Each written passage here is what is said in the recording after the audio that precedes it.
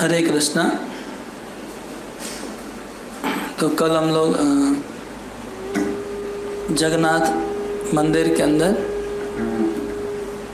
पूरा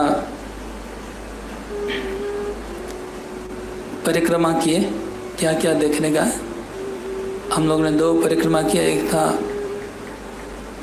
बाहरी परिक्रमा, बाहरी बेड़ा और भीतरी बेड़ा, 2 परिक्रमा की। बाहरी बेड़ा में जो मेघ प्राचीर और मेघनाथ प्राचीर और कुर्मा प्राचीर के बीच का स्थान को दर्शन किया, और भीतरी बेड़ा में मंदिर के आसपास जो सब तीर्थ है उसको दर्शन किया।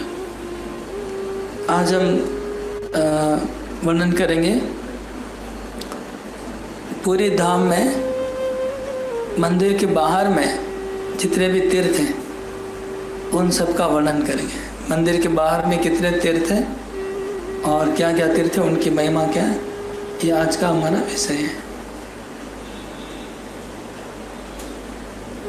तो हम लोग शुरू करते हैं। इसमें 22 तीर्थ है टोटल। तो हम 1 से शुरू करके 22 तक कंटिन्यू चर्चा करेंगे।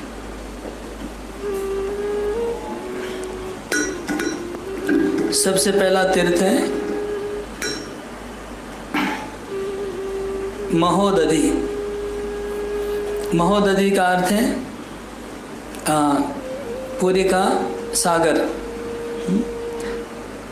उदधि मतलब सागर, और महो मतलब महान, बड़ा सागर, महान तीर्थ।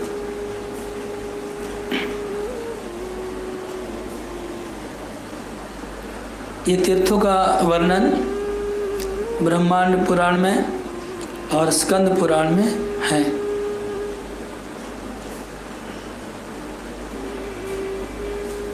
और इन दोनों पुराणों में आता है कि पुरी में 5 तीर्थ हैं, 5 जलाशय हैं, और 5 महादेव हैं, या अष्ट शंभु भी हैं, और 8 दुर्गा हैं, और हनुमान, 4 हनुमान हैं मुख्य। तो इस तरह से ये मुख्य मुख्य तीर्थ है। तो स्टार्टिंग होता है महोदधि से, सागर से।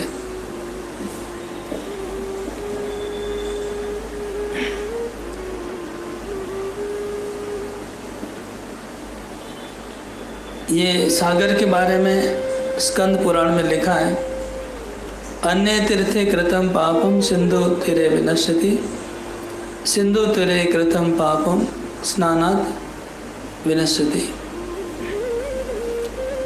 कोई भी तीर्थ में अगर पाप किया होगा तो इस सागर के तीर्थ पे पहुंचने से, सागर के तीर में किनारे पहुंचने से वो पाप नष्ट हो जाता है। और सागर के तट पे अगर पाप किया तो सागर में स्नान करने से विनाश हो जाता है। ये सागर तीर्थ की महिमा। जो पुरी में जो सागर है वो भी महान तीर्थ हैं। इसी सागर के द्वारा माध्यम से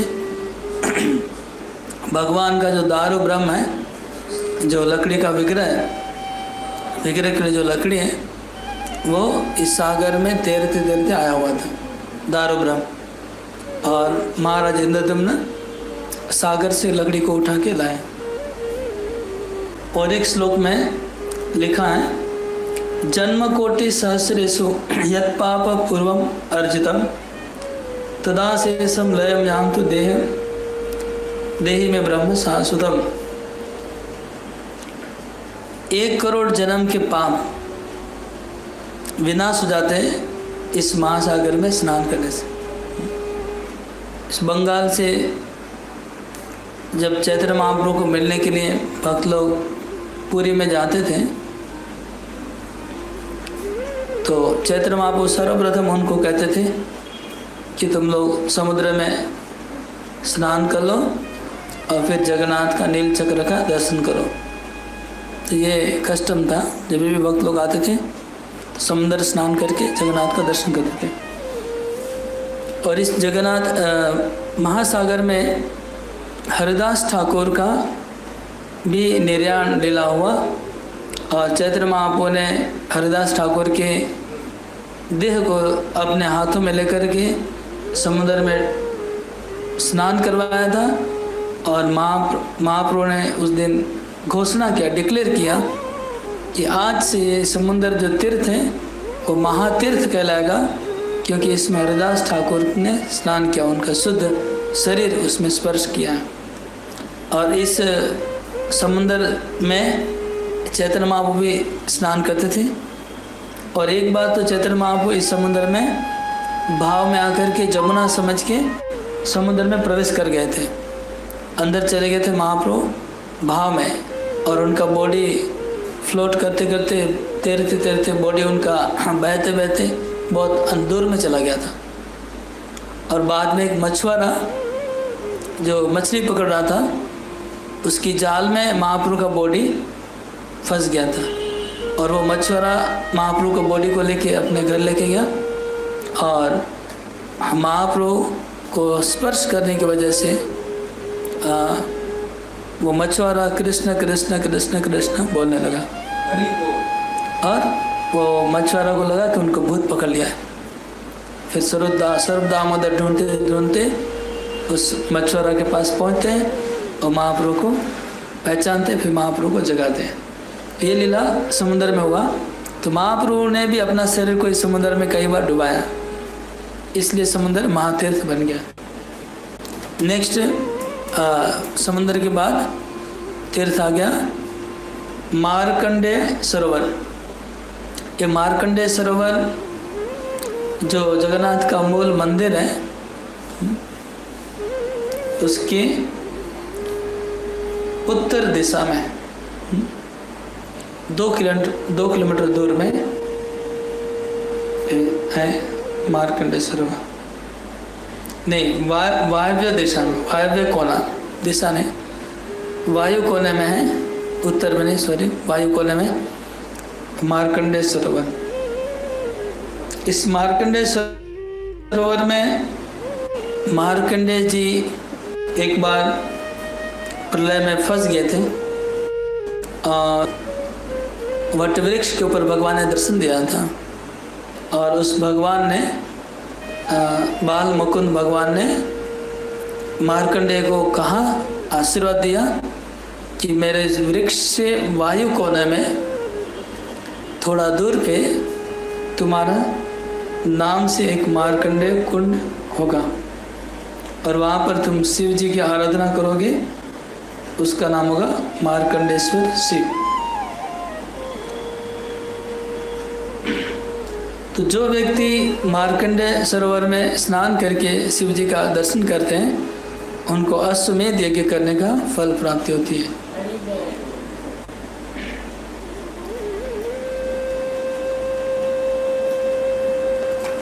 इस मार्कंडेय सरोवर में चैत्र महीने की अष्टमी को कालिया दमन का लीला का अनुष्ठान होता है।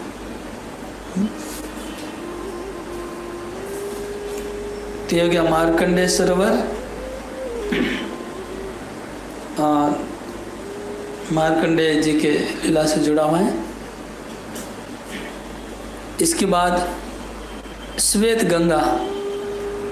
श्वेत गंगा जगन्नाथ मंदिर से जगन्नाथ मंदिर का जो दक्षिण द्वार है उसके पास में ही है, एकदम जगन्नाथ मंदिर से लगा हुआ है। श्वेत गंगा को गंगा से अभिन्न माना गया है कि पूरी में तो चारों ओर समुद्र है, लेकिन मंदिर के पास में गंगा देवी प्रकट हुई है और इस श्वेत गंगा के नाम से वहाँ पर कुंड है। उस कुंड में गंगा देवी का पानी आता है, ऐसा माना जाता है। और ये कुंड में का पानी कभी खाली नहीं होता, सूखता नहीं है, मतलब थ्रू आउट द ईयर पानी रहता है। और ऐसे कहते अगर पंपिंग करके पानी को अगर फेंक देते हैं साफ़ करने के लिए तो भी भर जाता है, नीचे से ही पानी निकलता है। इस कुंड के चारों ओर सुंदर वट वृक्ष हैं, शोभा पाते हैं, और ये कुंड बहुत सुंदर रमणीय है। इस कुंड के तट पे मत्स्य माधव मतलब भगवान का मत्स्य अवतार का सुंदर मंदिर है, छोटा सा विग्रह, और श्वेत माधव का मंदिर है, और राजा श्वेत का भी मूर्ति है। श्वेत गंगा नाम क्यों हुआ, इसके पीछे सुंदर एक कथा है। स्कंद पुराण में राजा श्वेत की कथा आती है। त्रेता युग का एक कथा है। राजा श्वेत जगन्नाथपुरी में जगन्नाथ जी के बड़े भक्त थे, और वो उनके द्वारा जगन्नाथ की सेवा पूजा हो रही थी राजा श्वेत के द्वारा। तो एक बार राजा श्वेत भगवान का मंदिर दर्शन करने गए थे, तो उन्होंने देखा कि हजारों देवता लोग मंदिर में आते हैं और भगवान को भोग लगाते हैं, और भगवान भोग ग्रहण कर रहे हैं। तो ये जब उन्होंने देखा तो उनके मन में हुआ कह रहे, जब भगवान के देवता लोग इतने सुंदर सुंदर भोग लगा रहे हैं, तो भगवान हम लोग जो लगाते वो तो खाते नहीं होंगे। भगवान जब देवता इतने सुंदर भोग भगवान खा रहे तो हमारा भोग क्या खाएंगे, ऐसा राजा सोच रहे थे। तो भगवान जगन्नाथ जी उनके मन की बात को समझ गए कि मेरा भक्त है श्वेत, उसके मन में डाउट हो रहा है कि मैं इनके हाथ से लगाया हुआ भोग खाता हूँ कि नहीं। तब भगवान ने कृपा किया राजा श्वेत के ऊपर, और राजा श्वेत ने देखा कि भगवान जगन्नाथ जो राजा श्वेत के द्वारा जगन्नाथ मंदिर में जो भोग बना था, वो भोग साक्षात भगवान को लक्ष्मी देवी अपने हाथों से परोस रही है और भगवान खा रहे हैं।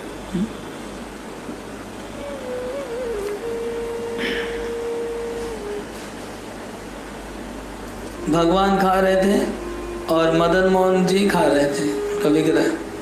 ये देख के राजा बहुत खुशी हो गए, प्रसन्न हो गए कि वाह, भगवान ने हमको कृपा करके हमारा भोग खा रहे हैं। हम सोच रहे थे कि भगवान हमारा भोग नहीं खाते होंगे। जब इस तरह से राजा सोच रहा था तो भगवान ने और खुशी हो गए, और जगन्नाथ जी ने कहा कि ये राजा श्वेत, तुम मेरे बहुत प्रिय भक्त हो और मैं तुम्हारी सेवा से बहुत प्रसन्न हूँ। मैं तुमको वरदान देना चाहता हूँ कि तुम ये अक्षयवट और महोदधि सागर के बीच में तुम्हारे स्मृति में एक कुंड बनना चाहिए, और तुम्हारे और मेरे नाम से एक विग्रह की प्रतिष्ठा होनी चाहिए और उसकी सेवा पूजा होनी चाहिए। तो इस तरह से भगवान के आदेश से वो श्वेत गंगा राजा श्वेत के नाम से श्वेत गंगा का वहाँ पर प्राकट्य हुआ, और राजा श्वेत का विग्रह और माधव जी का भगवान का विग्रह प्रतिष्ठा हुआ। हाँ, श्वेत माधव का विग्रह है अभी भी, राजा श्वेत का भी विग्रह है। तो हो गया श्वेत गंगा की महिमा। एक लीला है कि एक भक्त थे, उनका नाम शायद इधर तलेच्छा पात्र लिखा है, महापात्र, लेकिन एग्जैक्टली मुझे लगता है नाम और भी कुछ शायद दूसरा कोई नाम होगा। तो एक भक्त थे, ब्राह्मण पंडा थे जगन्नाथ जी के, और वो श्वेत गंगा में पुरी के सभी भक्त वाराणसी स्नान करने जा रहे थे, और इस पांडा ने सोचा कि मैं तो पुरी छोड़ के कहीं जाऊंगा नहीं, लेकिन मेरा गंगा स्नान कैसे होगा, मेरा गंगा स्नान नहीं होगा। वाराणसी में कोई विशेष स्नान था, गंगा में तिथि थी, तो सब लोग वाराणसी बनारस गंगा स्नान करने जा रहे थे। तो इस पांडा के मन में बहुत दुख हो रहा था, तो भगवान ने कहा कि तुम श्वेत गंगा में स्नान करो, ये भी गंगा है। तो पंडा श्वेत गंगा में स्नान करने जाता है, तो जैसे उन्होंने डूब दिया श्वेत गंगा में, वो डूब दे के जब ऊपर उठा तो देखा वाराणसी में पहुंच गए। अरे वाराणसी में हजार हजार लाख लाख लोग स्नान कर रहे हैं। और फिर वापस वाराणसी से जब डूब दिया वापस श्वेत गंगा में प्रकट हो गए। तो इस लीला से प्रमाणित हुआ कि ये श्वेत गंगा उस गंगा से अभिन्न है। और एक लीला हुआ, सची देवी नाम की एक भगवान की बड़ी भक्तिन थी और एक गंगा सागर का मेला लगा था। तो गंगा सागर के मेले में पूरी के सब भक्त लोग गंगा सागर में स्नान करने गए, लेकिन सची देवी को पूरी छोड़ के जाना का इच्छा नहीं था। तो मन ही मन उनके मन में दुख हो रहा था कि मैं गंगा सागर जा नहीं पा रहे। तो जगन्नाथ जी ने स्वप्न में कहा सची देवी को कि तुम श्वेत गंगा में स्नान करो। तो सची देवी जब श्वेत गंगा में स्नान करने गए तो जैसे उन्होंने डूब मारा तो गंगा में बाढ़ आया और सची देवी को बहाते बहाते जगन्नाथ मंदिर के अंदर लेके गए। ये रात को हुआ, मिडनाइट को। तो सची देवी जगन्नाथ मंदिर के अंदर पहुंच गई और गंगा के साथ। और फिर सची देवी ने देखा कि गंगा देवी जगन्नाथ के चरणों से निकल रही है। तो जगन्नाथ के चरणों से गंगा जी का प्रभाव बहुत तेजी से आ रहा है, गंगा निकल रही है और सब देवता हाथ जोड़ के जगन्नाथ जी को प्रणाम कर रहे हैं, स्तुतियाँ कर रहे हैं। और ये सब दृश्य देख के पूरा मंदिर गंगा से भर गया। चारों ओर गंगा की लहरें हो रही और जगन्नाथ जी के चरणों से गंगा निकल रही है। ये देख के सच्ची माता बहुत आश्चर्य हो गई, स्तुतियाँ करने लगी। और इस तरह बहुत कई घंटा बीत गया। तो बाहर में जो चौकीदार था उसको जगन्नाथ के मंदिर के अंदर से बहुत कोलाहल आवाज़ आने लगा कि गंगा का आवाज़ आ रहा था, देवता लोग बातें कर रहे थे, स्तुतियाँ कर रहे थे। तो वो सोचा क्या हो रहा है अंदर में। वो तुरंत उठ के वो राजा के पास गया। तो राजा और चौकीदार सब लोग ने मिलके मंदिर को रात को खोला। तो रात को खोल के देखा तो मंदिर के अंदर गए तो सच्ची माता अंदर खड़ी थी, सच्ची देवी अकेली, और कुछ दिखाई नहीं पड़ा।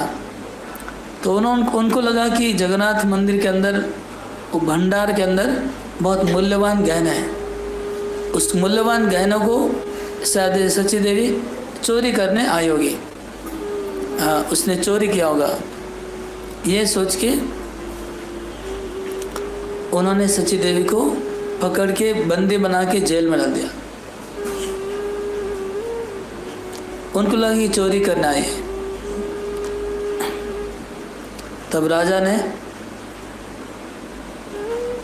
जगन्नाथ जी ने राजा को सपना दिया कि ये सच्ची देवी को तुमने जेल में क्यों बांध दिया, उसका कोई गलती नहीं है। वो तो मैंने ही उनको मंदिर में आने को व्यवस्था किया था मेरा दर्शन देने के लिए। तो तुम उनसे माफ़ी मांगो और उनसे दीक्षा ले लो। तो राजा का नाम है मुकुंद देव। तो राजा मुकुंद देव दूसरे दिन सच्ची माता से माफ़ी मांगे और उनसे दीक्षा लिए और उनके शिष्य बन गए। और ये सच्ची देवी का नाम बाद में पड़ा गंगा माता गोस्वामिनी। ये गंगा माता गोस्वामिनी का अभी मठ है, जो सार्वभौम भट्टाचार्य का जो मठ है उसी मठ को गंगा माता का मठ भी बोलते हैं। तो वहाँ पर वो रहती थी सच्ची देवी। नेक्स्ट है इंद्रदुम्न सरोवर। ये इंद्रदुम्न सरोवर गुंडीचा मंदिर के पास में है। गुंडीचा मंदिर के बगल में हम लोग गए थे यात्रा में। इंद्रदुम्न सरोवर में हमारा कथा हुआ था, अगर याद होगा तो। महाराज इंद्रदुम्न जब पुरुषोत्तम क्षेत्र में पहुँचे और उनको भगवान का कृपा मिला और भगवान के मंदिर की प्रतिष्ठा करने का आदेश मिला, तो नारद मुनि ने इंद्रदम्न महाराज को आदेश दिया कि तुम 1000 अश्वमेध यज्ञ करो। तो 1000 अश्वमेध यज्ञ करने के समय उन्होंने लाखों गायों का दान दिया था। और वो जब गाय इकट्ठी हुई तो गाय के पाँव के खुर से बहुत बड़ा खड्डा हो गया और वो खड्डा फिर पानी से भर गया और वही बन गया इंद्रदुम्न सरोवर। और वो सरोवर अत्यंत पवित्र है क्योंकि वहाँ पर 1000 अश्वमेध यज्ञ हुआ है और गायों के खुर से बना हुआ है।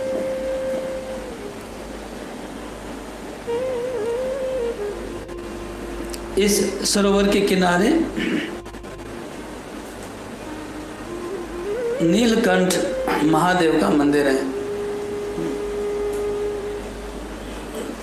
और इसके किनारे इंद्रदुम्न राजा का मंदिर है, गुंडीचा रानी का मंदिर है, गाल माधव राजा का मंदिर है और साक्षी गोपाल का मंदिर है। तो पुराण स्कंद पुराण में लिखा है कि इंद्रदुम्न सरोवर के बराबर कोई तीर्थ नहीं है, बहुत श्रेष्ठ तीर्थ है।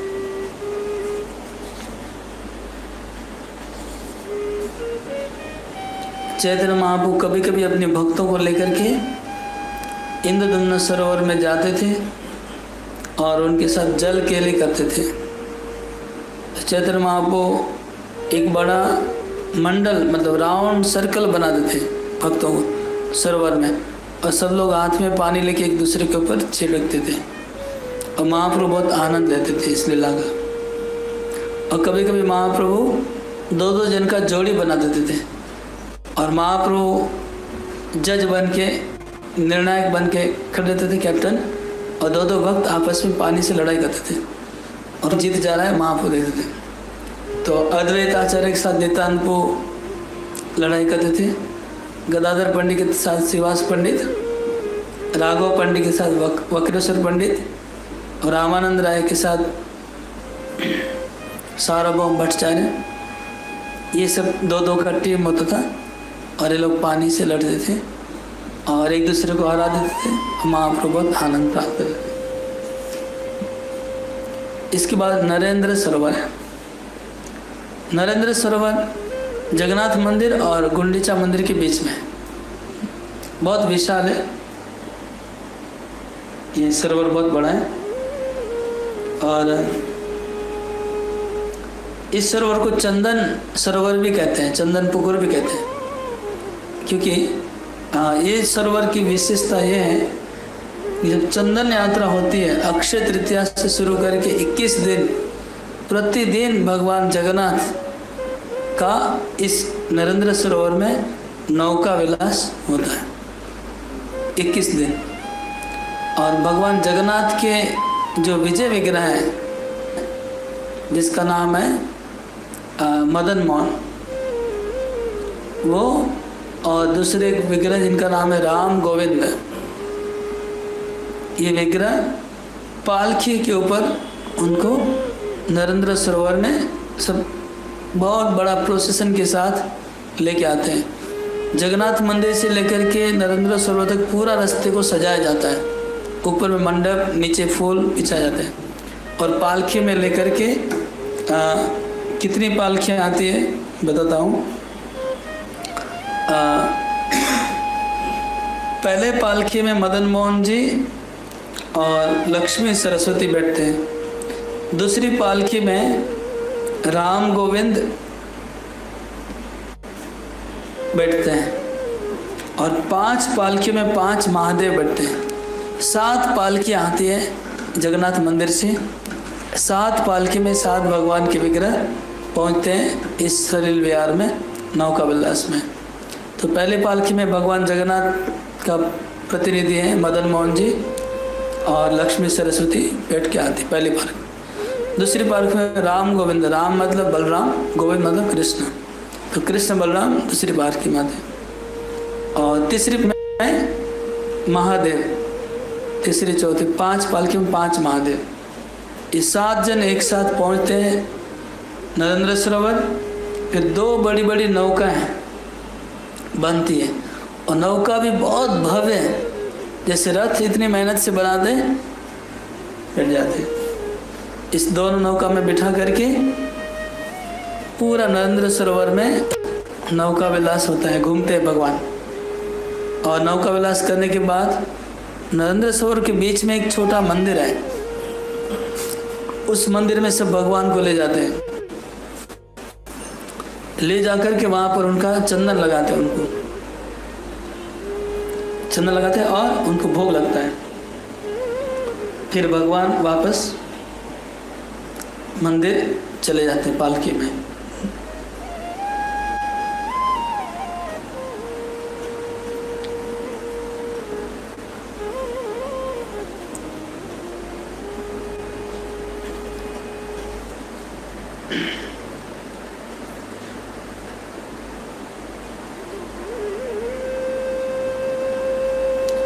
नरेंद्र सरोवर की, तो नरेंद्र सरोवर में जब नौका विलास होता था तो एक बार चैतन्य महाप्रभु अपने भक्तों को लेके वहाँ चले गए नरेंद्र सरोवर में, और उधर नौका विलास हो रहा था, उसमें ही महाप्रभु कूद पड़े पानी के अंदर। सब भक्त लोग भी कूद पड़े और इधर नौका विलास हो रहा था और भक्त लोग अंदर में पानी से खेल रहे थे और भगवान को खुशी दे रहे थे। जब नौका विलास होता है तो चारों किनारे पे भक्त लोग बैठ जाते हैं और कीर्तन करते हैं और भगवान के नौका बीच में घूमते रहती है। तो हो गया नरेंद्र सरोवर, इसमें स्नान करने की बहुत महिमा है। इसके बाद पंच महादेव, ये पंच महादेव पूरी में अलग अलग 5 स्थान में है, लेकिन ये पंच महादेव फिर मंदिर के अंदर भी हैं, जो हमने कल बताया था। कल मंदिर के अंदर उनका नाम बताया, 5 महादेव कहाँ कहाँ पर है, और पूरी में 5 स्थान में है। ये पंच महादेव 5 पांडव भी माने जाते हैं, जो 5 पांडव है वही पंच महादेव के रूप में प्रकट है पूरी में। तो पहले यमेश्वर, 5 महादेव का नाम बोल देता हूँ पहले। जमेश्वर, नीलकंठेश्वर, लोकनाथ, कपाल मोचन, मार्कंडेश्वर, ये 5 शिव जी के नाम हैं। और इसमें पहले सबसे पहले जमेश्वर महादेव, ये 5 का स्थान कहाँ कहाँ पर है हम देखते हैं। जमेश्वर महादेव को कहते हैं कि युधिष्ठिर महाराज के माना जाता है उनको, जमेश्वर महादेव को। ये मंदिर के दक्षिण में है, जगन्नाथ मंदिर के दक्षिण की तरफ, और मंदिर के बहुत पास में ही है जमेश्वर महादेव। दूसरा नाम है मुक्तेश्वर महादेव।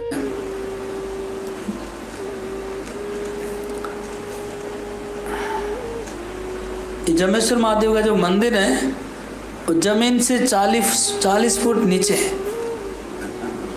40 फुट नीचा, 40 फुट का दीवार बना हुआ है, दीवार बना हुआ है, उसके बीच में जमेश्वर महादेव का मंदिर है।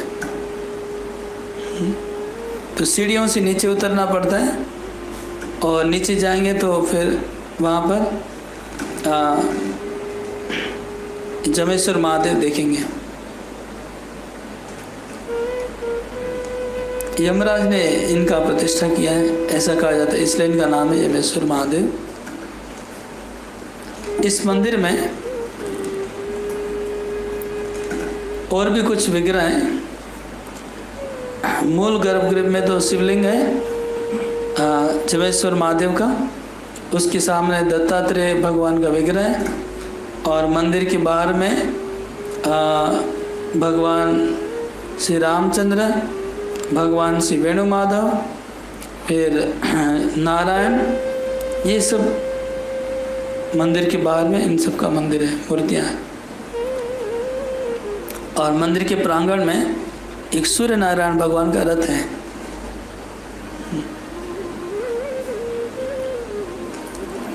इस यमेश्वर महादेव का एक विजय विग्रह है, वो 4 हाथ वाला है। उस 4 हाथ में 2 हाथ में उनके शंख चक्र हैं और 2 हाथ में कमंडलों और न डमरू और त्रिशूल है। तो इसको हरिहर कहते हैं। शंख चक्र भगवान विष्णु के हैं और डमरू और त्रिशूल शिव जी के हैं। तो दोनों का मिलित विग्रह है, इसलिए हरिहर विग्रह कहते हैं इसको।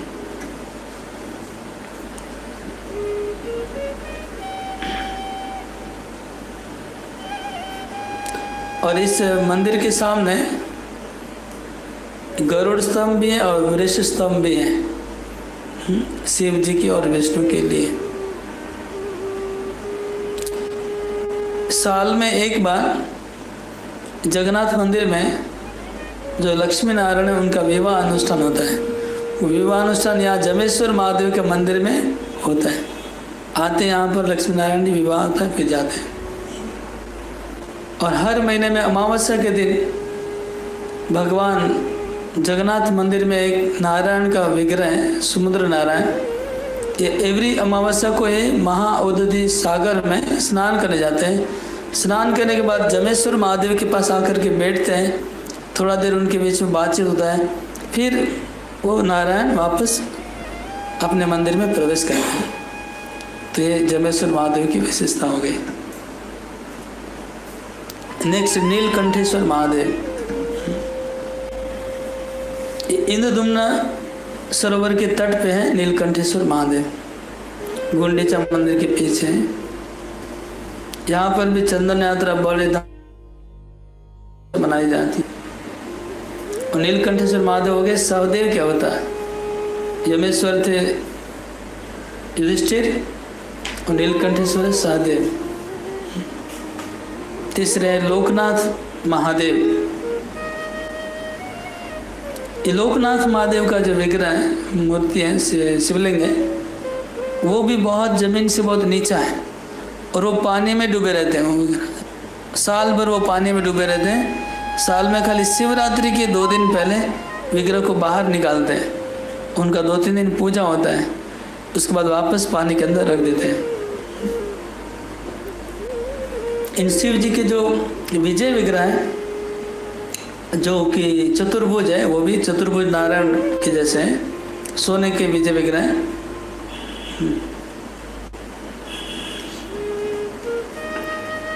इनका दर्शन साल भर होता है। तो फाल्गुन मास की एकादशी तिथि को शिवलिंग को बाहर निकालते हैं जल से और शिवरात्रि तक उनकी पूजा होती है, सब वापस उनको डाल दें। और इनका जो विग्रह है हरिहर विग्रह, इनको वैष्णव लोग तुलसी देकर के पूजा करते हैं और जो शिव जी के भक्त उन बेल पत्र देकर पूजा करते हैं। जगन्नाथ मंदिर के भंडार गृह के अधिकारी माने जाते हैं लोकनाथ महादेव।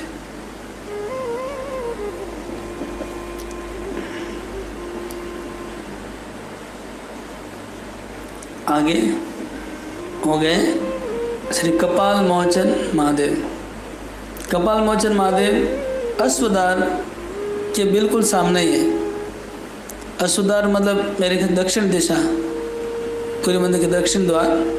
तो दक्षिण द्वार के बिल्कुल सामने ही है कपाल मोचन महादेव। इनकी लीला ऐसी है, शास्त्रों में है, पुराणों में लिखा है कि एक बार ब्रह्मा जी के ऊपर शिव जी ने गुस्सा किया और गुस्सा करके शिव जी ने ब्रह्मा जी को एक थप्पड़ मार दिया। तो उससे ब्रह्मा जी का एक मुंह खुल गया।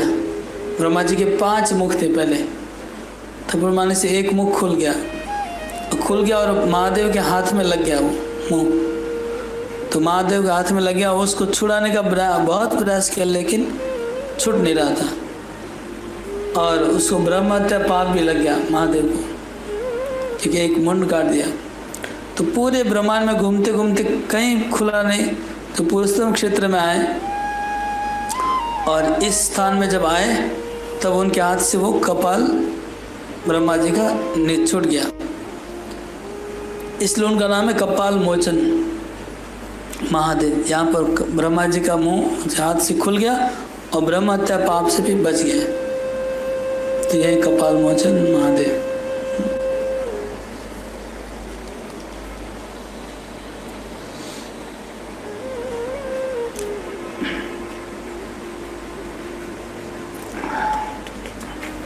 इसके बाद है मार्कंडेश्वर महादेव।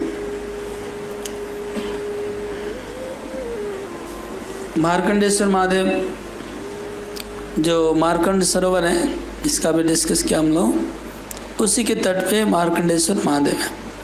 जैसे बाल मुकुंद भगवान ने उनको कहा था कि तुम शिव जी की पूजा करना, तो उन्होंने मार्कंडेय जी ने मार्कंडेश्वर का पूजा किया।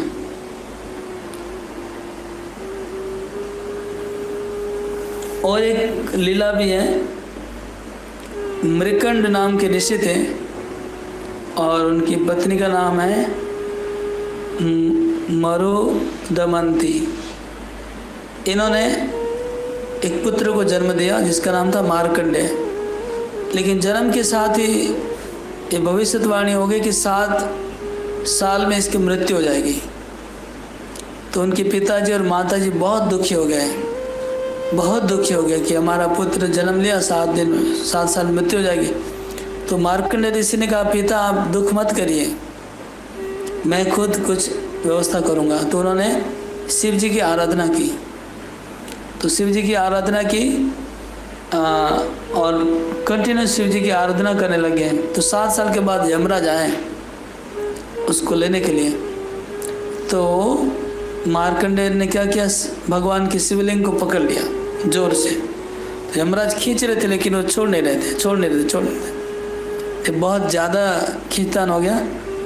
तो फिर महादेव प्रकट हो गए। यमराज को कहा कि ये पूरी धाम है, ये पुरुषोत्तम धाम है, यहाँ पर तुम्हारा यमराज का अधिकार नहीं है, और इसने मेरी पूजा की है, ये भी अमर हो गया। तो यमराज चले जाते हैं। ये हो गया मार्कंडेश्वर महादेव। टाइम क्या हुआ है? ओके, बहुत सारे तीर्थ है करना है। इसमें 18 नाला पुरी में प्रवेश करने के पहले एक ब्रिज आता है, आप यहाँ पर देख सकते हैं, दिखाओ। ये जो ब्रिज है इसको आप गिनेंगे तो 18 एग्जैक्टली। तो चैतन्य महाप्रभु के समय में भी ये था। ये बहुत पुराना है, एक प्राचीन एक राजा ने इसको बनाया है। इसके अंदर से पानी बहता है, 18 नाला। तो जब भी पुरी में प्रवेश करते हैं इस 18 नाला को पार करके जाते हैं। चैतन्य महाप्रभु यहाँ पर आते थे और यहाँ से भक्तों को रिसीव करते थे। ये रिसेप्शन का स्थान था। फिर यहाँ से चैतन्य महाप्रभु ले जाते थे सबको मंदिर की तरफ, जो 3 किलोमीटर दूर है मंदिर से।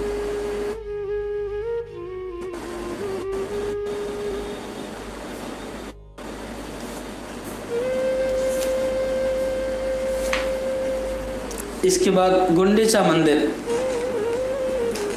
गुंडीचा मंदिर मूल मंदिर से 2.5 किलोमीटर दूर है। ये गुंडीचा मंदिर महावेदी कहलाता है। जगन्नाथ जी पहले यहाँ पर प्रकट हुए थे। राजा इंद्रद्युम्न को जगन्नाथ जी ने यहाँ पर ही पहले प्रकट होकर दर्शन दिया, इसलिए जगन्नाथ स्थान भी माना जाए। नारद मुनि के आदेश पे इंद्रद्युम्न महाराज ने महावेदी से जगन्नाथ जी को रथ के ऊपर बैठा के अंतर्वेदी लेके गए, जिसको अभी हम लोग जगन्नाथ मंदिर कहते हैं, श्री मंदिर कहते हैं। और फिर भगवान ने आदेश दिया कि हर साल में 7 दिन यहाँ गुंडीचा मंदिर आऊँगा और यहाँ पर रहूँगा। तो उनके आदेश से रथ यात्रा होती है। गुंडीचा देवी इंद्रद्युम्न की पत्नी का नाम है। ऐसा है कि जब इंद्रद्युम्न महाराज को भगवान जगन्नाथ जी ने दर्शन दिया और उनको वर मांगने को कहा, तो राजा इंद्रद्युम्न ने वरदान मांगा था कि मेरी कोई संतान नहीं होनी चाहिए। तो जगन्नाथ ने कहा तथास्तु।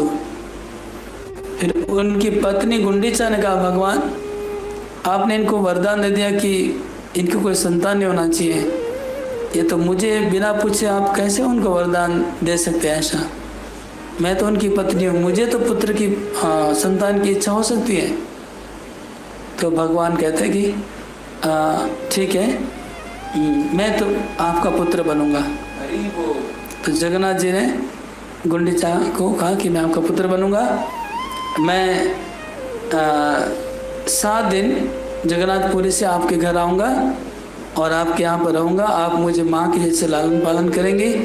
तो every year 7 days Jagannath will come and stay at Gundicha temple. Gundicha मंदिर में भगवान को वो लालन पालन करेगी गुंडीचा, इसलिए उनके नाम से गुंडीचा मंदिर नाम हुआ। इस शास्त्र में लिखा है कि गुंडीचा मंदिर में अगर कोई भगवान को दर्शन करेगा तो जो मूल मंदिर में दर्शन करने से जो फल होता है, गुंडीचा मंदिर में 10 टाइम ज़्यादा फल होगा। 10 बार जगन्नाथ जी को यहाँ दर्शन करने से जो फायदा होगा, 1 बार जगन्नाथ जी गुंडीचा मंदिर में दर्शन करने से 1 बार वही फायदा होगा। तो गुंडीचा मंदिर में जगह विशेष महिमा पुराणों में लिखा हुआ है।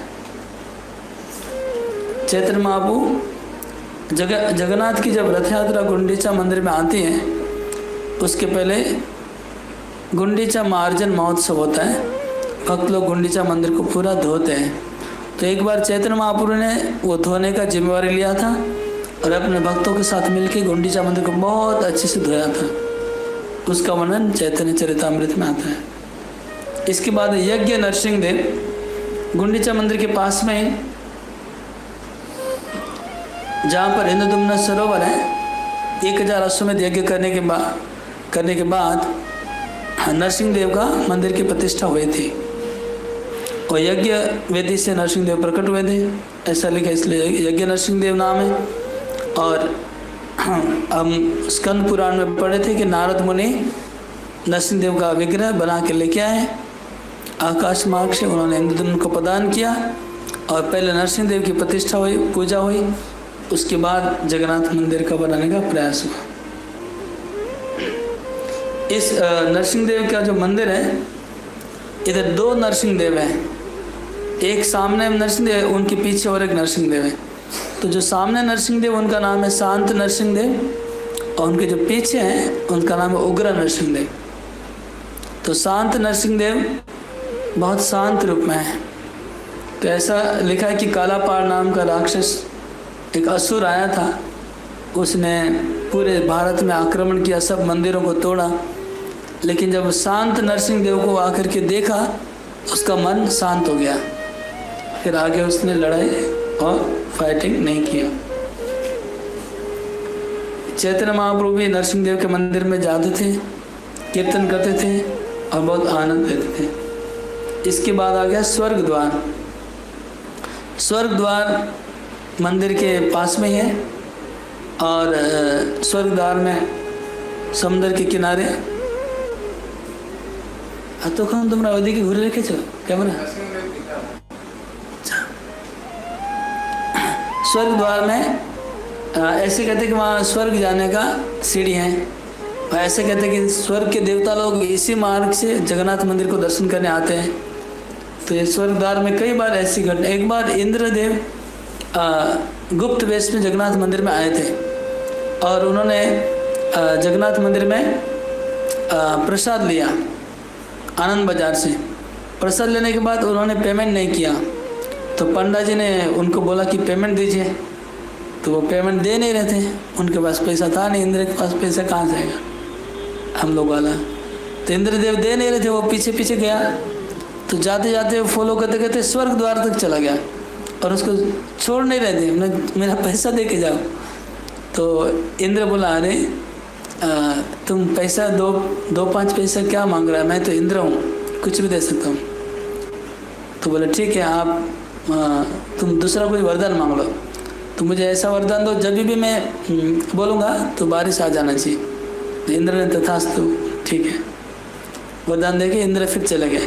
फिर वो भक्त वापस आता है मंदिर में आनंद बाजार में और सबको बताता है स्टोरी। और फिर वो आनंद बाजार में वर्षा करवाता है, पूरा आनंद बाजार बारिश से पानी भर गया। इस तरह से फिर बाद में वो राजा ने उसको बुलाया। राजा बोला, मेरे अंगने में बारिश कराओ। तो राजा के अंगने में बारिश करवा दिया। फिर राजा ने उस भक्त को सम्मान करने के लिए एक उनके नाम से एक श्री थी,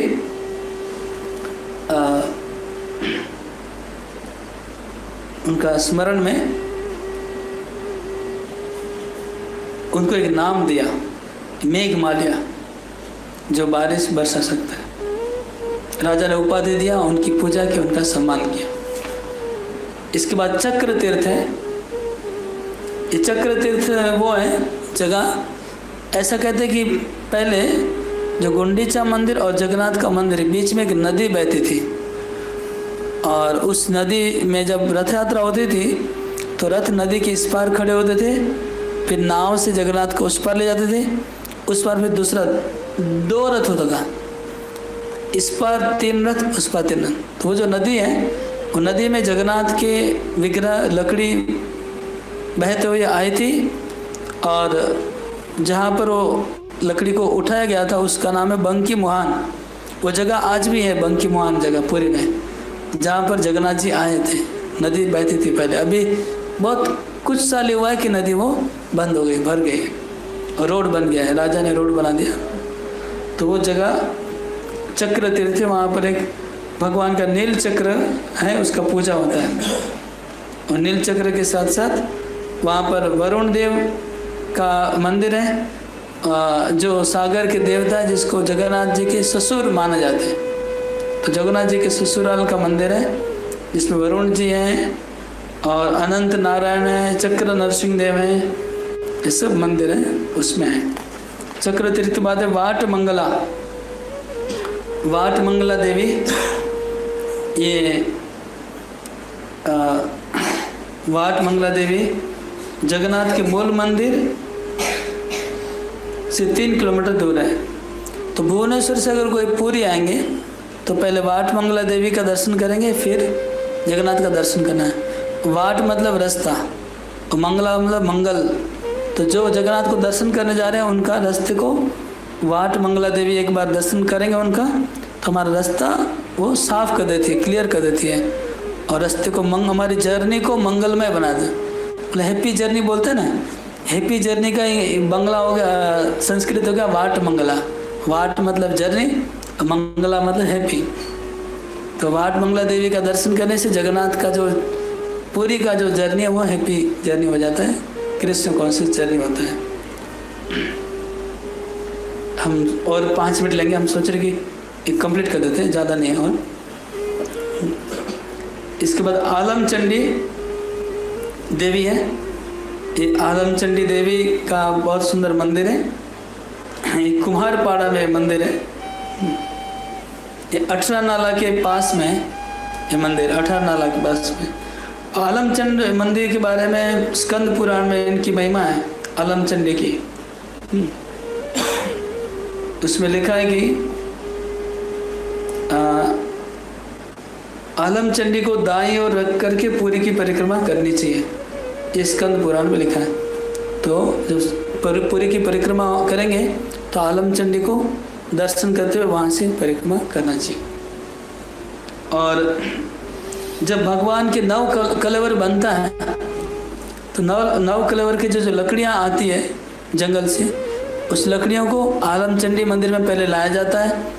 वहाँ पर बहुत सारी पूजाएं, विधि, यात्राएं होती है, मंत्र पढ़ते हैं। उसके बाद गजपति महाराज आते हैं, आलमचंडी से प्रार्थना करते हैं, उनसे आशीर्वाद लेके फिर विग्रह को मंदिर बनने को विग्रह का बनना शुरू होता है, आलमचंडी कृपा है। उसके बाद मौसीमा मंदिर है। मौसीमा मंदिर जगन्नाथ मंदिर और गुंडीचा मंदिर के बीच में, इसका दूसरा नाम है अर्धाशिनी देवी। ये अर्धाशिनी देवी का महिमा भी स्कंद पुराण में है। इन्होंने जब प्रलय हुआ था ब्रह्मांड में, तो प्रलय का आधा पानी वो पी गई थी, इसलिए उनका नाम है अर्धाशिनी देवी।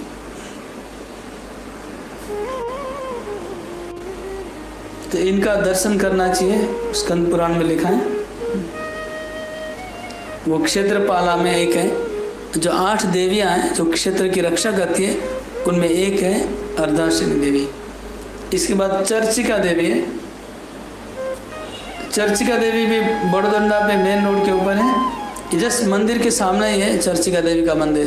जब जगन्नाथ का विग्रह बनता है, रथ बनता है, तो चर्चिका देवी मंदिर के सामने ही बनता है, और वो रथ की बनाने की अधिष्ठात्री देवी है चर्चिका देवी। उसके बाद है बेड़ी हनुमान। बेड़ी हनुमान चक्र तीर्थ के ऊपर है। पुरी में मुख्य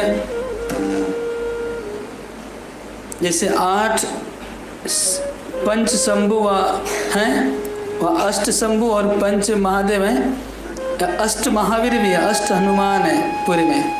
8 हनुमान सिद्ध हनुमान, दयावीर, कानपटा हनुमान, कानपाता हनुमान, वर्गीय हनुमान, मसनी हनुमान, पंचमुखी हनुमान, फतेह हनुमान, सिरुली हनुमान। तो एक हनुमान है बेड़ी हनुमान, चक्र तीर्थ में है। तो इसकी लीला ऐसी है बेड़ी हनुमान की कि भगवान जगन्नाथ देव ने हनुमान जी को ड्यूटी में लगाया था कि तुम देखना कि सागर का पानी पुरी में नहीं आना चाहिए, सागर पानी पुरी को डुबाना नहीं चाहिए। तो हनुमान जी को सेवा दिया गया था। तो ऐसा लोक कथा है कि हनुमान जी एक बार अयोध्या में भगवान श्री रामचंद्र का दर्शन करने के लिए चले गए, और वहाँ पर लड्डू का भोग लगा था, और लड्डू का भोग खाने वहाँ लग गए प्रसाद। तो लड्डू का प्रसाद खाने में हनुमान जी को आने में लेट हो गया। मीनवाइल समुद्र ने क्या किया, पुरी को डुबाना शुरू कर दिया। तो पुरी के लोग बहुत परेशान हो गए। तो जगन्नाथ जी बोला हनुमान कहाँ है? हनुमान तो लड्डू खाने गए अयोध्या में।